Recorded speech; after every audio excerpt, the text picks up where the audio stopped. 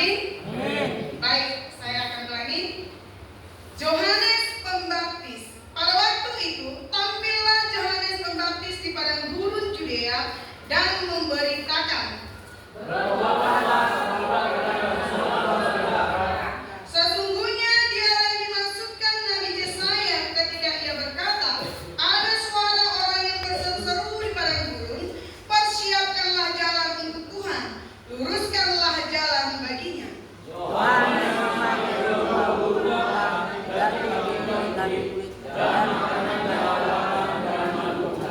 Maka datanglah kepadanya penduduk dari Yerusalem, dari seluruh Judea dan dari seluruh daerah sekitar Jordan. Lalu sambil berusaha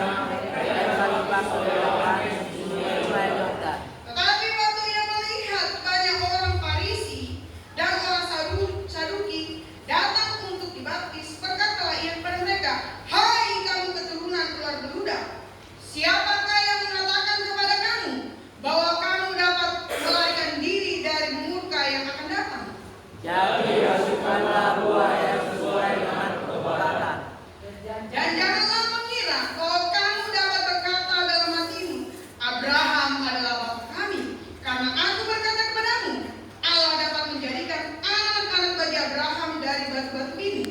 Maka sudah bersedia banyak pohon dan setiap pohon yang tidak menghasilkan buah yang hasil Tuhan dan buang ke dalam api. Aku membaptis kamu dengan air sebagai tanda pertobatan, tetapi ia yang datang kemudian daripadaku lebih berkuasa daripadaku, dan aku tidak layak melepaskan kasutnya. Ia akan membaptiskan kamu dengan Roh Kudus dan api. Alat penapi sudah di tangannya. Ia akan membersihkan tempat pengirikannya dan mengumpulkan gandumnya ke dalam lumbung. Tetapi debu jerami itu akan dibakarnya dalam api yang tidak terpadamkan. Amin. Firman Tuhan menutup satu ilustrasi bagi kita yang boleh kita ingat di dalam kehidupan kita. Di sebuah kota kecil ada dua orang seniman yang terkenal. Seniman A adalah seorang pengrajin kayu yang sangat terampil, dan seniman B adalah seorang pengrajin tembikar yang ahli dengan tanah liat. Ada masuk dari Haluhut tanah liat, semua kita kenal. Secara tidak langsung wujudnya sama-sama keras. Tanah liat keras, kayu juga keras, ya. Seniman A mengambil sepotong kayu yang indah, lalu mengukirnya dengan teliti sehingga menjadi patung malaikat yang menakjubkan. Dengan tangan kreatifnya, dia menjadikan kayu itu menjadi patung yang sangat luar biasa. Ditambah lagi dengan pernak-pernik. Patung itu sangat detail, tetapi setelah selesai, patung itu tetaplah sepotong kayu yang diam.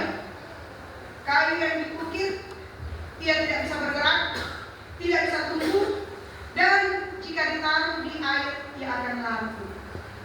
Lalu seniman B mengambil segumpal tanah liat, kotor, menaruhnya di atas meja putar.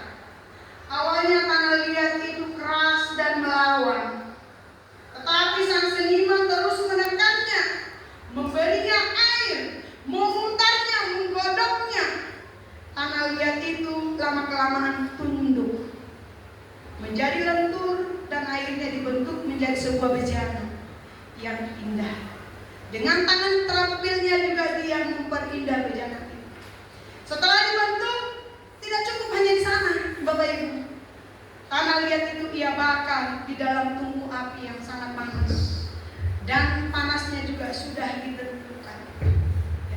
Pembakaran itu terasa menyakitkan, tetapi tujuannya adalah membuang semua kotoran dan membuatnya kuat. Bejana itu jadi kuat.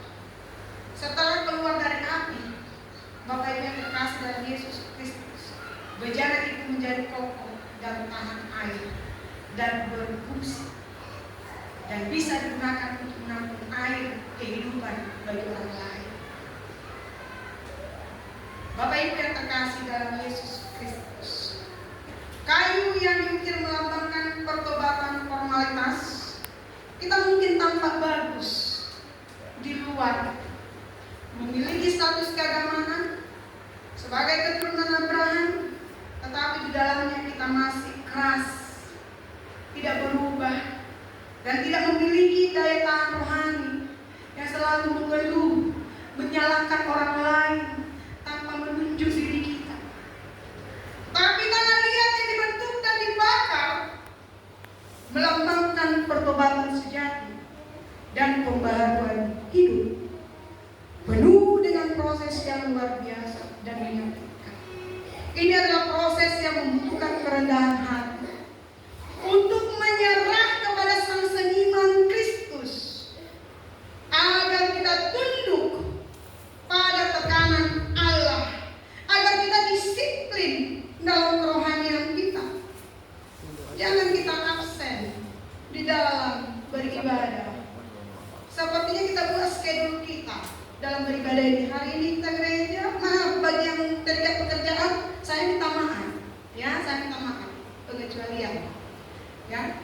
Tetapi bagi yang tidak terikat dalam pekerjaan di perusahaan, jangan buat schedule beribadah ini. Memang di jadwal, saya sering melihat kalau udah gereja hari ini, minggu depan pasti tidak gereja. Itu yang sering saya pantau.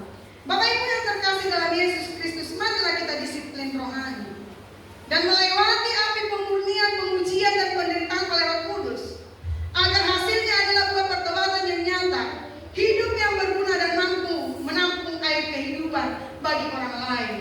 Bapak Ibu yang terkasih dalam Yesus Kristus, maka aplikasi di penutup firman Tuhan ini yang boleh saya sampaikan kepada kita, Yohanes Pembaptis tidak melakukan tugasnya. Yohanes Pembaptis telah melakukan tugasnya. Ia telah menunjukkan kepada Kristus, Ia Sang Pembaptis yang sejati, yang akan memimpin kita masuk ke dalam kehidupan yang diperbaharui. Lalu kita, sudahkah kita melakukan tugas kita di tengah-tengah gereja kita ini? Di dalam kehidupan kita, kita hanya bisa menjawab dalam hati kita masing-masing. Bapak Ibu yang terkasih dalam Yesus Kristus, mari kita tanya diri kita, apakah kita sudah menghasilkan buah pertobatan?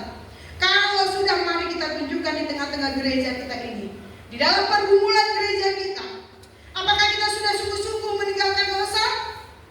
Apakah ada perubahan yang nyata yang dilihat oleh orang lain dalam hidup kita?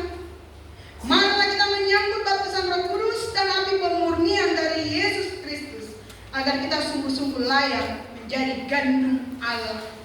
Marilah kita memilih untuk menjadi tanah liat yang dibentuk dan dibakar, agar kerajaan sorga yang sudah dekat itu sungguh-sungguh hadir di dalam dan melalui hidup kita.